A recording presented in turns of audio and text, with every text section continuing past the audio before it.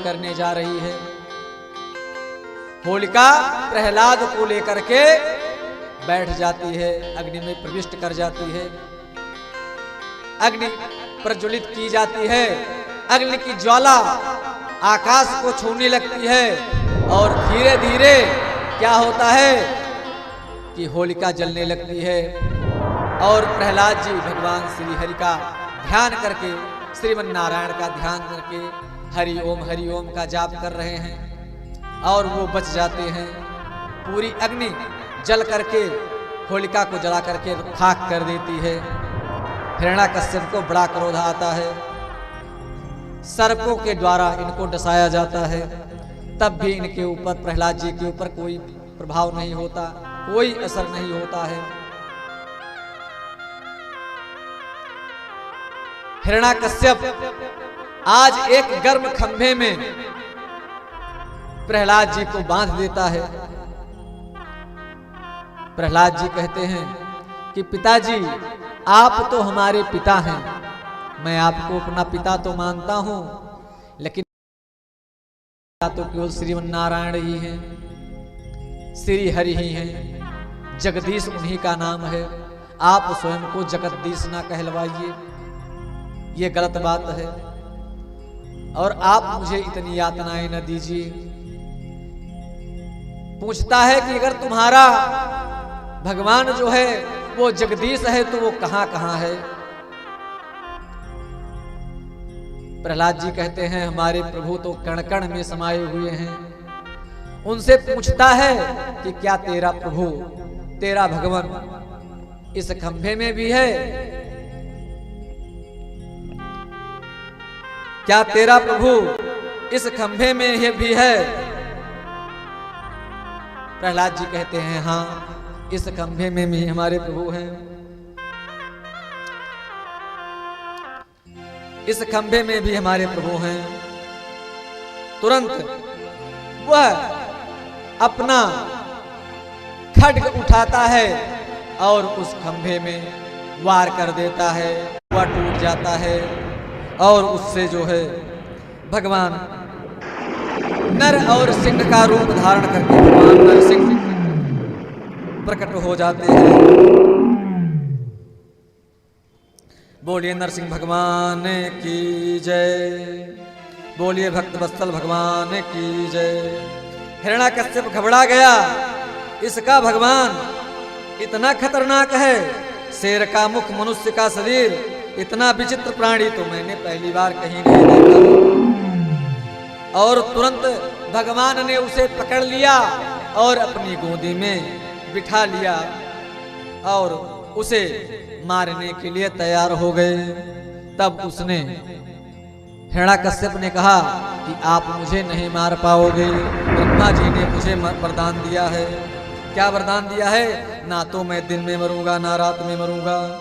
वो भगवान बोले इस समय जो है ना दिन है ना रात है, ये संध्या की बेला है, गोधूली बेला है। उसने कहा ना मनुष्य से मरूंगा ना जानवर से मरूंगा।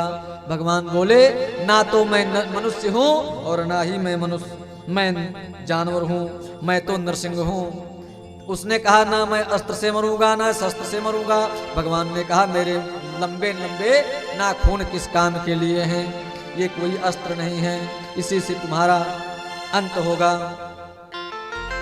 अरे उसने कहा मैंने ब्रह्मा जी से वरदान मांगा है कि इस आपकी सृष्टि से मैं किसी से नहीं मरूंगा। भगवान ने कहा मैं ब्रह्मा जी की सृष्टि में भी नहीं आता हूं।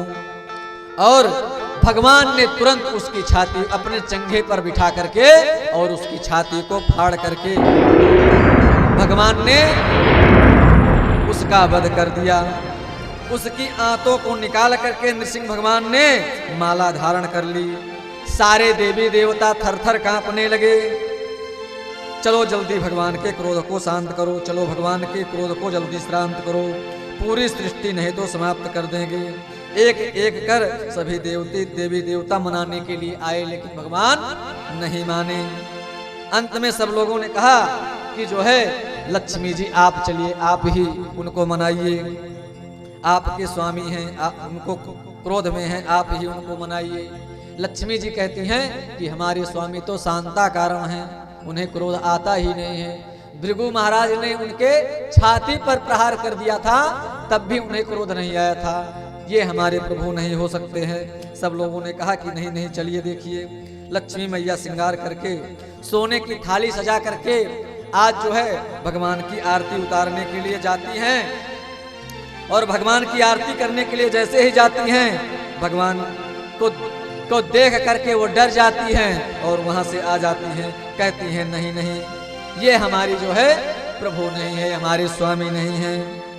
सभी देवता सब देवता बोलते हैं कि हे प्रहलाद, आपके निमित्त ही भगवान का अवतार हुआ है, इसलिए अब भगवान को आप ही मनाइए, आप ही संभालिए। और जो ही प्रहलाद भगवान के चरणों में गिरे, भगवान तुरंत खड़े होकर के प्रहलाद को अपने गोदी में बैठा लिया और प्यार दुलार बरसाने लगे। इसे देख करके सारे देवी देवता वहां पर चौंक भौचक्के रह गए कि अभी ये हमारे प्रभु कैसे हैं जो अपने भक्तों के स्नेह में प्रकट हो जाते हैं, भक्तों के प्रेम में प्रकट हो जाते हैं। हरि व्यापक सर्वत्र समाना, प्रेम से प्रकट हुओं में जाना, अपने भक्तों के प्रेम के लिए प्रकट होते हैं। एक तरफ तो हिरण्यकश्यप का उद्धार करना है और दूसरी तरफ अपने भक्त प्रहलाद की रक्षा भी करनी है। भगवान कहते हैं कि हे पुत्र, मुझे माफ कर देना, हे पुत्र मुझे तुम क्षमा कर देना, मैंने बहुत देर कर दी आने में, तुमको तुम्हारे पिता ने जो है बहुत कष्ट दिया है, इसलिए मुझे क्षमा करो। भगवान कहते हैं, बोले प्रभु अंग कोमल तुम्हारे, दुष्ट असुरों ने मारे, मन मम नाम एक गाने से, गिर से गिराया तुझे जल में डुबाया, कष्ट पहुंचाया दुष्ट ने अग्नि में जलाने में। उर से लगाए प्रभु कहें बारंबार, करुण स्वरूप लगे करुणा दिखाने में। मंजुल मुखार बिंदु चूम चूम कहें प्रभु, क्षमा करो पुत्र मुझे देर हुई आने में, क्षमा करो पुत्र मुझे देर हुई आने में। बोलिए भक्त वत्सल भगवान की जय। सारे देवता भगवान की इस करुणामयी करुणापूर्ण कृपापूर्ण स्थिति को देख करके, उनके दर्शन को देख करके, स्वरूप तो नृसिंह का है लेकिन चाट रहे हैं आज अपने उस भक्त को जिह्वा के द्वारा। जैसे जो गो होती है वो क्या करती है, अपने बच्चों को चाटती है, एक गो के समान आज भगवान किसको चाट रहे हैं, अपने उस भक्त प्रहलाद को चाट रहे हैं। जो गो होती है वो अपने बछड़े का जब जन्म लेती है तो उसकी जितनी गंदगी होती है उसको चाटती है, उसी तरह से हमारे गोविंद भी हैं, हमारे भगवान भी हैं। वो क्या करते हैं, वो अपने भक्तों के जो दोष होते हैं उनको चाट करके समाप्त करते हैं।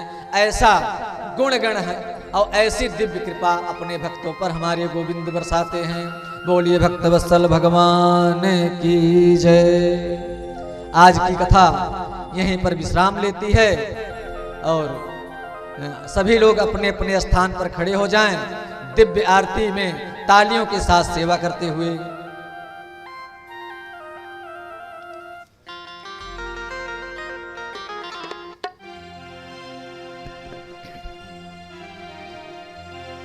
हो मुझे दास बना कर रख लेना,